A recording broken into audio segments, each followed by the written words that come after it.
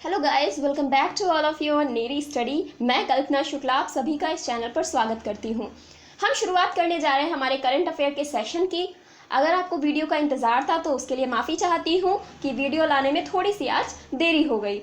तो स्टार्ट करते हैं हमारा 27 मई से रिलेटेड करंट अफेयर्स। जितने भी महत्वपूर्ण प्रश्न हैं उन्हें मैंने ऐड करने का प्रयास किया है और ये सारे ही प्रश्न आपके किसी भी एग्जाम की दृष्टि से बहुत ही महत्वपूर्ण हैं, तो आप इस करंट अफेयर को किसी भी एग्जाम के लिए पढ़ सकते हैं।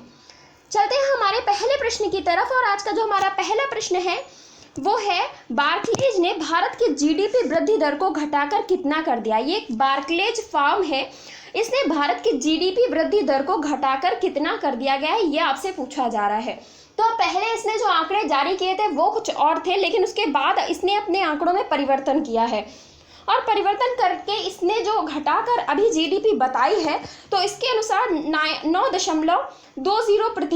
9.20% इसने घटाकर भारत की जीडीपी कर दी है, क्योंकि कोरोना वायरस की स्थिति लगातार खराब ही हो रही है।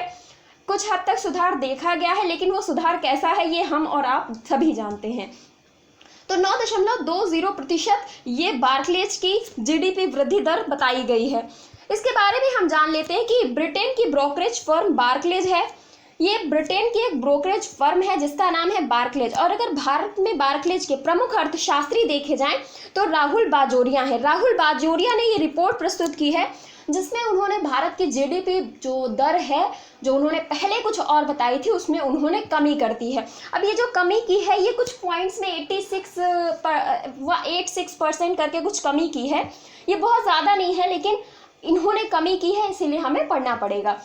तो अभी जो नई जीडीपी वृद्धि दर बार्कलेज कंपनी के द्वारा बताई गई है वो है 9.2%। याद रखिएगा आप। अब हम चलते हैं हमारे अगले प्रश्न की तरफ और हमारा अगला प्रश्न है, बहुत ही इंपॉर्टेंट प्रश्न है कि हाल ही में कौन सा देश काबुल में अपने दूतावास को बंद कर देगा। क्या हुआ है कि इस देश ने काबुल अफगानिस्तान की कैपिटल है, तो यहाँ से अफगानिस्तान से इसने अपनी सारी जो भी सेना थी यहाँ पर तैनात थी उसको सबको वापस बुला लिया है। और अभी आखिरी जो सेना की टुकड़ी वापस आएगी उसके बाद इसने कहा है कि वो काबुल में अपना दूतावास भी बंद कर देगा। तो ये कौन सा देश है जो ऐसा करने जा रहा है, तो ये देश है ऑस्ट्रेलिया। ऑस्ट्रेलिया ऐसा करने जा रहा है कि ऑस्ट्रेलिया अफगानिस्तान में अपने दूतावास को भी बंद कर देगा। दूतावास क्या होता है कि जैसे आपने भी देखा होगा कि भारत के राजदूत किसी भी देश में कौन है या उच्चायुक्त कौन है, तो वैसे ही इसका भी एक दूतावास था ऑस्ट्रेलिया का, अफगानिस्तान के काबुल में बना हुआ था और जो कि बंद कर दिया गया है। हमारे यहाँ भी कई सारे देशों के दूतावास बने हुए हैं नई दिल्ली में, क्योंकि कैपिटल जो होती है अधिकतर दूतावास वहीं बनाए जाते हैं। तो फिलहाल ऑस्ट्रेलिया ने ये बंद कर दिया है। तो अब आप इसके बारे में जान लेते हैं ऑस्ट्रेलिया के बारे में। ऑस्ट्रेलिया की कैपिटल है कैनबरा। प्रधानमंत्री की बात करें तो स्कॉट मॉरिसन यहाँ के प्रधानमंत्री हैं। अगर हम बात करें कि ऑस्ट्रेलिया के साथ हमारे कौन कौन से अभ्यास होते हैं, तो ऑस्ट्रेलिया के साथ होता है पिच ब्लैक अभ्यास, जो कि रद्द कर दिया गया था कोरोना वायरस की वजह से। ऑसिनडेक्स होता है, इसके साथ साथ में मालाबार अभ्यास जो 4 देशों का सम्मिलित होता है।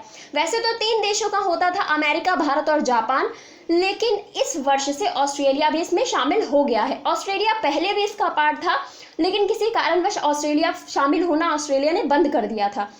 लेकिन अब ऑस्ट्रेलिया फिर से इसका पार्ट बन गया है और ऑस्ट्रेलिया इसका भाग फिर से बन गया है। तो ऑस्ट्रेलिया ने मालाबार 2021 या 2020 आप मान सकते हैं, तो इसमें इसने भी पार्टिसिपेट किया है। चलते हैं हमारे अगले प्रश्न की तरफ और हमारा अगला प्रश्न है कि भारत और किस देश ने कृषि सहयोग में विकास के लिए 3 साल के कार्यक्रम पर हस्ताक्षर किए हैं। ये दोनों देश, भारत और जो जिस देश के साथ में समझौता किया है, ये दोनों देश एक दूसरे को कृषि के क्षेत्र में सहयोग करेंगे। जो हमारी अच्छी टेक्नोलॉजीज होगी हम उनके साथ साझा करेंगे और जो उनकी अच्छी टेक्नोलॉजीज होगी वो हमारे साथ साझा करने का प्रयास करेंगे। तो इसके लिए 3 साल का ये कार्यक्रम है जिस पर हस्ताक्षर किए गए हैं।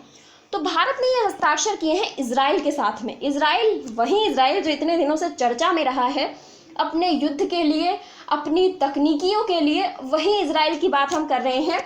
और इसकी तकनीकियाँ बहुत ही अच्छी हैं, चाहे कृषि की बात करें या फिर समुद्र के खारे पानी को पीने के पानी में परिवर्तित करने की इसकी तकनीकी।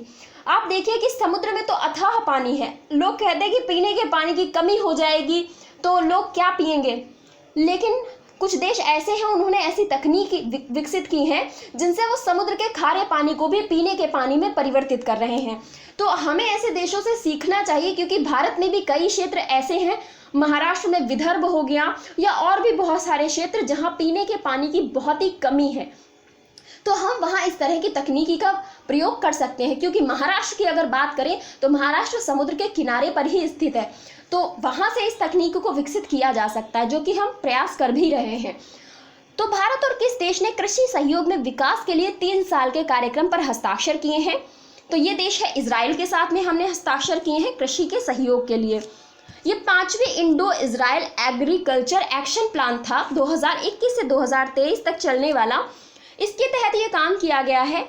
इजराइल की बात करें तो यरूशलेम यहाँ की कैपिटल है, परंतु कुछ लोग अभी भी तेल अवीव को यहाँ की कैपिटल मानते हैं, जबकि इजराइल ने 2018 में यरूशलेम को अपनी कैपिटल बना दिया था। लेकिन कई सारे इवन भारत भी अभी भी तेल अवीव को ही इजराइल की कैपिटल मानता है, और भारत का जो दूतावास है वो इजराइल के तेल अवीव में ही स्थित है। प्रधानमंत्री की बात करें तो बेंजामिन नेतन्याहू यहाँ के प्रधानमंत्री हैं और मुद्रा है शेकल। इजराइल बहुत ही इस समय चर्चा में रहा है, तो इनके जो भी इंपॉर्टेंट पार्ट्स हैं आप याद रखिए। चलते हैं हमारे अगले प्रश्न की तरफ, और अगला प्रश्न है कि हाल ही में सीबीआई का प्रमुख निदेशक कौन बना है? सीबीआई के प्रमुख निदेशक नियुक्त किए गए हैं। अब ये कौन नियुक्त किए गए हैं? तो इनका नाम है सुबोध कुमार जायसवाल। सुबोध कुमार जायसवाल इनका नाम है, महाराष्ट्र पुलिस से ये बिलोंग भी करते थे। सुबोध कुमार जायसवाल, इनको चुना गया है सीबीआई का प्रमुख। इसके बारे में जान लेते हैं। तो ये वर्तमान में सीआईएसएफ के महानिदेशक थे। सेंट्रल इंडस्ट्रियल जो सिक्योरिटी फोर्स है उसके ये महानिदेशक हैं, लेकिन अब ये सीबीआई के निदेशक नियुक्त कर दिए गए हैं। सीबीआई की बात करें, 1 अप्रैल 1963 में सीबीआई की स्थापना हुई थी। केंद्रीय सूचना ब्यूरो सीबीआई की स्थापना हुई थी, और इसके बारे में अगर हम देखें तो नई दिल्ली में इसका मुख्यालय स्थित है। 1 अप्रैल 1963 में स्थापना, नई दिल्ली में मुख्यालय, और सुबोध कुमार जायसवाल नए निदेशक बन गए हैं। चलते हैं हमारे अगले प्रश्न की तरफ, और हमारा अगला प्रश्न है कि किस देश के प्रख्यात वैज्ञानिक युआन लोंगपिंग, इनका 91 वर्ष की आयु में निधन हो गया है। बहुत ही इंपॉर्टेंट क्वेश्चन है, क्योंकि जब आप इनकी डिटेल्स सुनेंगे तो आपको ये रियलाइजेशन हो जाएगा कि ये कितने इम्पॉर्टेंट है। मैं आज आपको बताऊं कि बहुत ही ज़्यादा गर्मी है, और मुझे वीडियो बनाने के लिए फ़ैन भी ऑफ करना पड़ता है, क्योंकि अगर मैं फ़ैन ऑन रखूँगी तो आवाज़ क्लियर नहीं आएगी। और अब स्थिति ये हो रही है कि मैं इतनी ज़्यादा गर्मी है कि बोलने में भी दिक्कत लग रही है। फिलहाल बात करते हैं किस देश के प्रख्यात वैज्ञानिक युआन लोंगपिंग का 91 वर्ष की आयु में निधन हो गया है। तो ये चाइना से बिलोंग करते थे, चीन से। ये चीन के प्रख्यात वैज्ञानिक थे जिनका नाम था युआन लोंगपिंग। अब ये क्यों इंपॉर्टेंट थे, इनके बारे में जान लेते हैं। इन्होंने धान की संकर प्रजाति का विकास किया था। जो धान की संकर प्रजाति आज हमें देखने को मिलती है उसको विकसित करने वाले यही वो व्यक्ति थे, यही वो वैज्ञानिक थे। चीन में हाइब्रिड चावल का जनक इनको माना जाता है। बहुत ही इंपॉर्टेंट व्यक्ति है, साधारण व्यक्ति नहीं है, तो इनका आपको नाम याद रखना है। ये चीन से बिलोंग करते हैं। 91 वर्ष की आयु में इनका निधन हुआ। धान की संकर प्रजाति को इन्होंने विकसित किया, जिसके बाद क्या हुआ कि धान की जो खेती थी, उस धान का जो उत्पादन था उसको बढ़ाया जा सका, उसमें वृद्धि की जा सकी। चीन में हाइब्रिड चावल का इनको जनक भी जाना जाता है। तो आपको याद रखना है कि ये चीन से बिलोंग करते थे और एक प्रख्यात वैज्ञानिक थे। आगे हम बात करते हैं हमारे अगले प्रश्न की तरफ। अगला प्रश्न है, राष्ट्रीय लोकदल पार्टी का नया अध्यक्ष किसे चुना गया है? अब ये प्रश्न आने का कारण आप सभी को पता है कि इसके जो अध्यक्ष थे, हाल ही में उनका 6 मई को निधन हो गया है। तो निधन के बाद किसी ना किसी व्यक्ति को उस अध्यक्ष के पद पर बिठाया जाना था, तो जिसके लिए चयन किया गया है, और जो व्यक्ति चयनित किया गया है उनका नाम है जयंत चौधरी। जयंत चौधरी जी को राष्ट्रीय लोकदल, इसको बोलते हैं आरएलडी, आप लोग शॉर्ट में आरएलडी के नाम से इसे जानते होंगे। तो राष्ट्रीय लोकदल पार्टी जो है इसका इनको अध्यक्ष बना दिया गया है। इनका नाम है जयंत चौधरी। आगे हम बात करते हैं कि 1999 में चौधरी अजीत सिंह ने इस पार्टी का गठन किया था। 6 मई को अजीत सिंह जी का निधन हो गया, वो भी कोरोना से इनका निधन हो गया, और ये चौधरी चरण सिंह जी के पुत्र थे। तो चौधरी अजीत सिंह जी, इनका निधन हो गया था 6 मई को। ये पार्टी के अध्यक्ष थे, लेकिन जब इनका निधन हो गया तो किसी ना किसी व्यक्ति को अध्यक्ष बनाया जाना था, इसीलिए जयंत चौधरी को इस पद पर बिठाया गया, जो कि सही लोगों को लगा। सभी के निर्णय के साथ ये काम किया गया और 1999 में राष्ट्रीय लोकदल पार्टी का गठन किया था चौधरी अजीत सिंह ने। तो ये सारे तथ्य आप याद रख सकते हैं। अब चलते हैं हमारे अगले प्रश्न की तरफ, और हमारा अगला प्रश्न है कि यूनाइटेड किंगडम ने किस देश के साथ मुक्त व्यापार शुरू की है। इसमें मुक्त व्यापार की वार्ता शुरू की है यूनाइटेड किंगडम ने, वो भी किस देश के साथ, ये आपको बताना है। तो आपको बताना है कि यूके ने किस देश के साथ में मुक्त व्यापार वार्ता शुरू की है। तो वो देश है हमारा प्यारा भारत। हमारे प्यारे भारत के साथ यूके मुक्त व्यापार वार्ता शुरू करने जा रहा है। अब इन दोनों देशों के बीच में एक मुक्त व्यापार वार्ता शुरू हुई है, तो आगे हमें मुक्त व्यापार भी इन दोनों देशों के बीच में देखने को मिल सकता है। तो आगे इस पर चर्चा करेंगे जब इसके बारे में कोई नया तथ्य हमारे सामने आएगा, लेकिन फिलहाल यूके वो देश है जिसने भारत के साथ मुक्त व्यापार की वार्ता शुरू की है। चलते हमारे अगले प्रश्न की तरफ। अगला प्रश्न है, भारतीय बैडमिंटन संघ के किस अध्यक्ष को 4 साल के लिए बैडमिंटन विश्व महासंघ परिषद में चुना गया है। अब ये भारतीय बैडमिंटन संघ के अध्यक्ष थे, लेकिन इनको क्या किया गया है कि 4 वर्ष के लिए इनको बैडमिंटन जो विश्व महासंघ परिषद है उसमें इनको एक सदस्य के रूप में चुना गया है। तो इनका नाम आप सभी जानकर शॉक्ड होने वाले हैं, क्योंकि इनका नाम है हिमंत बिस्वा शर्मा। जी हाँ, हिमंत बिस्वा शर्मा, जो कि हाल ही में बहुत ही चर्चा में रहे थे और इनके नाम से आप सभी परिचित हैं, क्योंकि असम के नए मुख्यमंत्री पद पर जो विराजमान हुए हैं वो है हिमंत बिस्वा शर्मा, जिन्होंने सर्बानंद सोनोवाल जी का स्थान लिया है।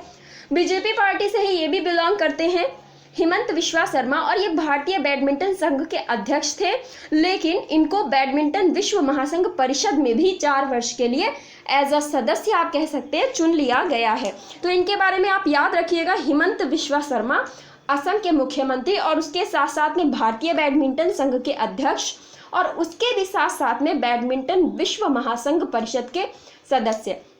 ये सारे के सारे तथ्य आप इनके साथ में याद रख सकते हैं। चलते हैं हमारे अगले प्रश्न की तरफ, और अगला प्रश्न है, केंद्रीय मंत्रालय ने किस देश के अड्डू शहर में भारत का वाणिज्य दूतावास खोलने की मंजूरी दी है। अब पहले तो आपको पता होना चाहिए कि अड्डू शहर किस देश का है।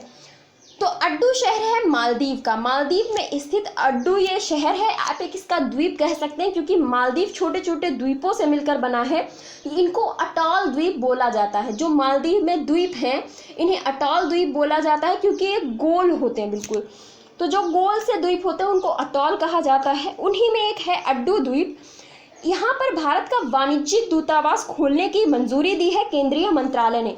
तो मालदीव इसका राइट आंसर है। मालदीव में अब अड्डू शहर में भारत का वाणिज्यिक दूतावास खोला जाएगा। भारत की जो कुछ ऐसी नीतियां हैं जिनके तहत भारत अपने पड़ोसी देशों के साथ में संबंध अच्छे स्थापित करना चाहता है। हाल ही में जब भारत ने कोरोना वैक्सीन भारतवासियों को ना लगा करके भारत के पड़ोसी देशों को बांट दी, तो उस पर बहुत सारे लोगों ने, कल ही अगर आपने अरविंद केजरीवाल जी की वार्ता देखी होगी तो उन्होंने बहुत बड़ा प्रश्न खड़ा किया कि जब भारतवासियों को ज़रूरत थी वैक्सीन की, तब आपने उस वैक्सीन को बाहर क्यों भेजा। तो भारत एक नीतियों से जुड़ा हुआ है कि हम अपने पड़ोसियों की भी मदद करते हैं। अब वैक्सीन है तो अब आप अगर न्यूज़ थोड़ी भी देखते होंगे और थोड़ा भी न्यूज़ को कवर करते होंगे, तो अब भारत में वैक्सीन है और लगवाने वालों की संख्या कितनी है, इस पर भी तो सोचिए कि जब वैक्सीन लगाने के लिए टीम पहुंचती है किसी गांव में, गांव वाले नदी में खड़े हो जाते हैं। गांव वालों के अंदर इतना भय व्याप्त है, इतनी अज्ञानता है कि वो वैक्सीन लगवाना ही नहीं चाहते। ऐसी स्थिति में भारत क्या पड़ोसियों की भी मदद नहीं करेगा, तो और खुद के यहाँ तो यूज़ ही नहीं हो रही है क्योंकि लोग लगवाना नहीं चाह रहे हैं। तो ऐसी स्थिति में भारत क्या करेगा, अपने पड़ोसियों के साथ संबंध भी खराब कर ले। ऐसा तो नहीं किया जा सकता ना। तो सबका साथ सबका विकास वाला वो नारा अपनाता है, जो भाई उनका नारा है ही। तो उन्होंने वही किया कि उन्होंने पड़ोसियों को भी हेल्प की और उसके साथ साथ में खुद के लोगों को भी उपलब्ध कराई है। आप जाइए वैक्सीन लगवाने, लेकिन जब लोग जाते ही नहीं हैं तो ऐसी परिस्थिति में कुछ नहीं किया जा सकता है। लोगों के अंदर पहले अज्ञानता दूर करनी होगी, तब भारत जैसे देशों में इस तरीके की चीज़ों का इम्प्लीमेंटेशन किया जा सकता है। सबसे बड़ी चीज़ तो यही है कि लोगों के अंदर अज्ञानता इतनी भरी हुई है कि उन्हें लगता है कि वैक्सीन से लोग मर जाएंगे लगाने के बाद, पता नहीं क्या क्या भ्रांतियाँ फैली हुई हैं।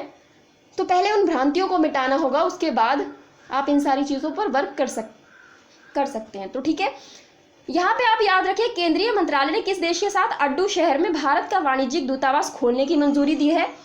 तो ये है हमारा पड़ोसी देश मालदीव। इसके बारे में बात करें तो मालदीव की कैपिटल है माले, मुद्रा है यहाँ की मालदीवियन रुपया, राष्ट्रपति हैं इब्राहिम मोहम्मद सोलिह, बहुत नाम सुना होगा, और यहाँ की संसद को बोलते हैं पीपुल्स मजलिस। पीपुल्स मजलिस यहाँ की संसद को कहा जाता है। चलते हैं अगले प्रश्न की तरफ, और ये आज का लास्ट क्वेश्चन है और बहुत इंपॉर्टेंट क्वेश्चन है। चीता को भारत के किस नेशनल पार्क में फिर से लाया जाएगा? अब आपको बताना है कि चीता को भारत के किस नेशनल पार्क में फिर से लाया जाएगा, क्योंकि भारत में किसी भी नेशनल पार्क में अब एक भी चीता नहीं है। भारत ने अपने यहाँ से इस चीते की जो प्रजाति है इसको विलुप्त घोषित कर दिया है, तो अब भारत में हमें चीता नहीं देखने को मिलता है। तो फिलहाल ये जहाँ से लाए जा रहे हैं वो लाए जाएंगे कूनो नेशनल पार्क में।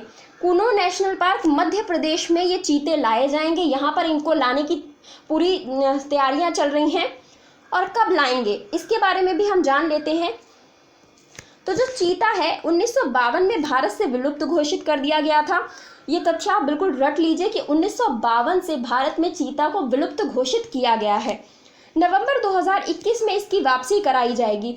तो कूनो नेशनल पार्क में नवंबर 2021 में इसे लाया जाएगा। 10 अफ्रीकी चीतों को दक्षिण अफ्रीका व नामीबिया से लाया जाएगा। मतलब आप देखिए दूसरे महाद्वीप से लाया जा रहा है, और वो भी हम ले रहे हैं दक्षिण अफ्रीका और नामीबिया जैसे देशों से।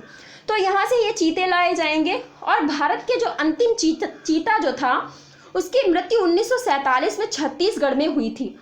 ये भी क्वेश्चन बहुत इंपॉर्टेंट है कि एक जब पॉइंट वाइज क्वेश्चन बनाया जाता है, जो तथ्य दिए जाते हैं, तो वहाँ ये भी तथ्य डाला जा सकता है। भारत का जो अंतिम चीता था 1947 में उसकी छत्तीसगढ़ में मृत्यु हुई थी। अगर हम IUCN की सूची में देखें तो IUCN की रेड सूची, लाल सूची में चीते को रखा गया है, तो इनकी स्थिति कमज़ोर बताई जाती है। रेड सूची में उन लोगों को रखा जाता है जिनकी स्थिति कमज़ोर होती है। तो भारत में चीते की एक बार फिर से वापसी होगी। देखते हैं कि ये 10 चीते भारत में सरवाइव कर पाते हैं या नहीं कर पाते हैं, क्योंकि अगर कोई चीज़ भारत से विलुप्त हुई है उसके पीछे शायद वहाँ का वातावरण, उसका पर्यावरणीय कारण भी रहा होगा। तो देखते हैं आने वाली परिस्थितियों में क्या होने वाला है। फिलहाल आज के लिए इतना ही। आप सभी बने रहिए मेरी स्टडी के साथ में। वीडियो को लाइक कर दीजिएगा और जितना ज़्यादा हो सकता है प्लीज़ शेयर कर दीजिएगा। Thank you so much.